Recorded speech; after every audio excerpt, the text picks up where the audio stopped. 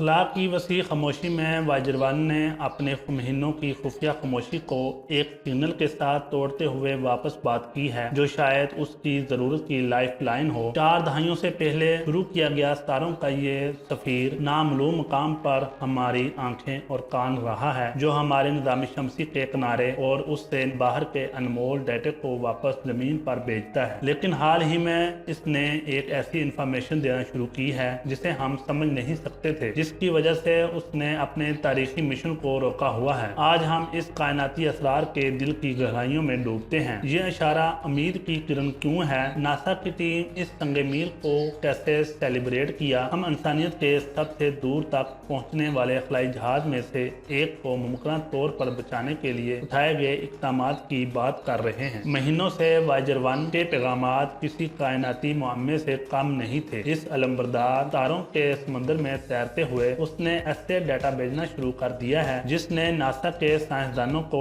حیرت میں ڈال دیا ہے کہ آخر یہ کیا ہے۔ پہلے وہ اس کو شور سمجھتے تھے، لیکن یہ صرف شور نہیں تھا، یہ ایسا ہی ہے جیسے واجر زمین کی زبان بولنا بھول گیا ہو۔ اس نے اپنے مشاہدات کو ایک ناقابل فہم دھارے میں تبدیل کر دیا تھا، لیکن ایک خلائی جہاز میں اس اچانک خاموشی کی وجہ کیا ہے جو 40 سالوں سے ہمارا انٹراسٹیلر مخبر رہا ہے؟ ایسا لگتا ہے یہ خرابی واجر کے فلائٹ ڈیٹا FDS اور اس کے ٹیلی میٹری ماڈیولیشن یونٹ TMU کے درمیان مواصلاتی خرابی میں جڑی ہوئی۔ یہ کمپوننٹ یعنی کہ FDS اور TMU واجر کا دل اور آواز ہیں جو خلا کی وسعت میں ڈیٹا اکٹھا کرنے اور اسے پورے یونیورس میں دوبارہ زمین پر واپس بھیجتا ہے۔ ایرر کی ایک سنگین غلط مس کمیونیکیشن جس سے قیمتی سائنسی ڈیٹا کو دہرائے جانے والے بائنری پیٹرن میں تبدیل کیا گیا، واضح قابل فہم معلومات کے بجائے ایک ناقابل سمجھ آنے والی معلومات تھی۔ ناسا کے انجینئر نے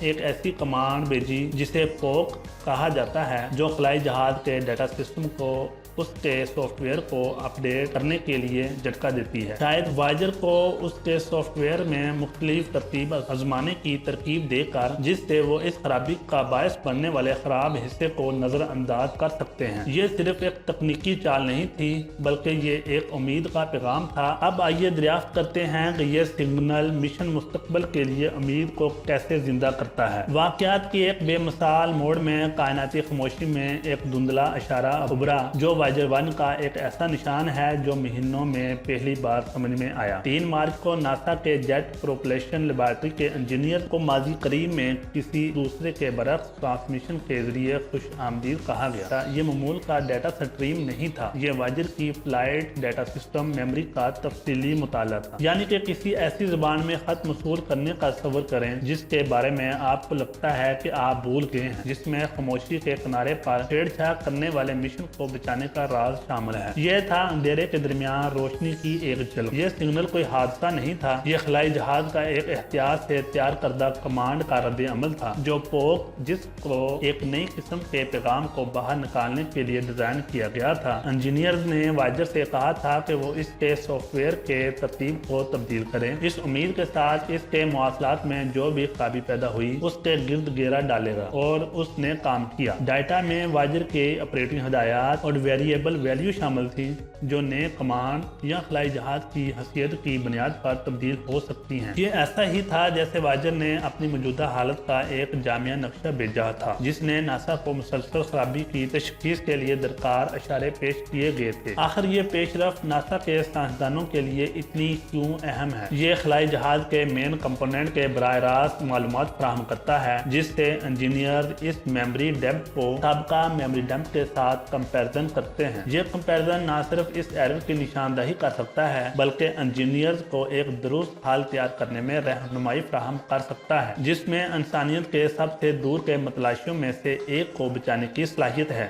واجر کے سگنل کو سمجھنا اور خرابی کی نشاندہی کرنا ایسی ہے جیسے ایک گھاس کے اسٹیک میں سے سوئی تلاش کرنا۔ یہ گھاس کا اسٹیک 15 بلین میل سے زیادہ دور ہے، یعنی کہ واجر 15 بلین میل دور ہے۔ واپس بھیجے جانے والا ڈیٹا معلومات کا خزانہ ہے، لیکن ایرر کے سورس کو تلاش کرنا ایک اہم کام ہے، تاہم اس کے تکنیکی چیلنجز بہت زیادہ ہیں۔ واجر ون کے سسٹم آج کے معیارات کے مطابق بہت پرانے ہیں جنہیں 1970 کی دہائی کی ٹیکنالوجی کے ساتھ ڈیزائن کیا گیا تھا۔ اتنے وسیع فاصلے پر खलाई जहाज के सॉफ्टवेयर में तरमीम या अपडेट करने के लिए, जिसमें कमांड को खलाई जहाज तक पहुंचने में 17 घंटे से ज्यादा का वक्त लगता है और जवाब के लिए मजीद 17 घंटे लगते हैं। सिर्फ तकनीकी महारत नहीं बल्कि नाकाबिले यकीन सब्र की जरूरत होती है। मिशन टीम को किसी भी कमांड को बहुत एहतियात से तैयार करना पड़ता है, क्योंकि वो इस बात से पूरी तरह आगाह हैं कि एक गलती मिशन को मजीद पेचीदा बना सकती है या बदतरीन सूरत में इसे खत्म कर सकती है। वायेजर 1 सिर्फ सॉफ्टवेयर की खराबी से नहीं लड़ रहा, बल्कि इसे अपने पावर के सोर्स की नागुज़ीर कमी का भी सामना है।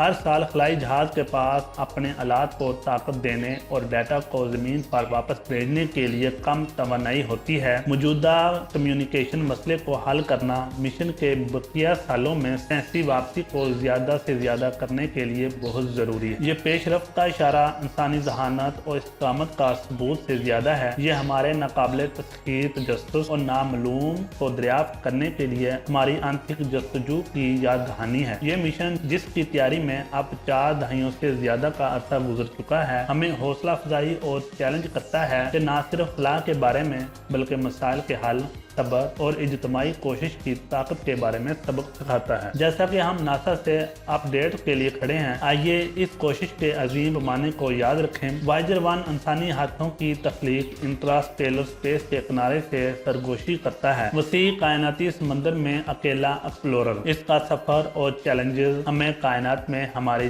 छोटे मकाम की याद दिलाते हैं, बल्कि हमारी फौरी गिरफ्त से बाहर तक पहुँचने के हमारी नाकाबिले यकीन सलाहियत की भी याद दिलाते हैं। दोस्तों, क्या आपको लगता है कि साइंसदान वायेजर को दोबारा ठीक कर पाएंगे? कमेंट करके जरूर बताइएगा। अगली वीडियो तक इजाजत दीजिए। अल्लाह हाफिज।